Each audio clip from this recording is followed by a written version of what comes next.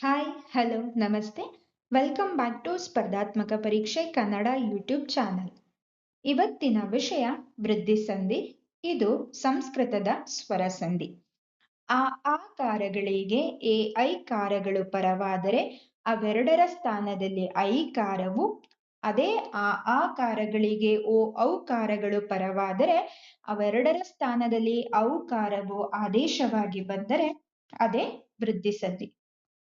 ಉದಾಹರಣೆಗೆ ಏಕ ಪ್ಲಸ್ ಏಕ ಏಕೈಕ.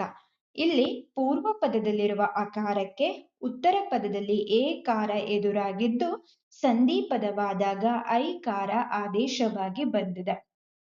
ಉದಾಹರಣೆ 2 ಅಷ್ಟ ಪ್ಲಸ್ ಐಶ್ವರ್ಯ ಅಷ್ಟೈಶ್ವರ್ಯ. ಇಲ್ಲಿ ಅಕಾರಕ್ಕೆ ಐಕಾರ ಎದುರಾಗಿದ್ದು ಸಂಧಿ ಪದವಾದಾಗ ಐಕಾರ ಆದೇಶವಾಗಿದೆ.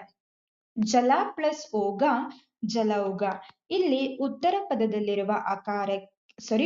ಪದದಲ್ಲಿರುವ ಅಕಾರಕ್ಕೆ ಉತ್ತರ ಪದದಲ್ಲಿ ಓಕಾರ ಪರವಾಗಿದ್ದು ಸಂಧಿ ಪದವಾದಾಗ ಔಕಾರ ಆದೇಶವಾಗಿ ಬಂದಿದೆ.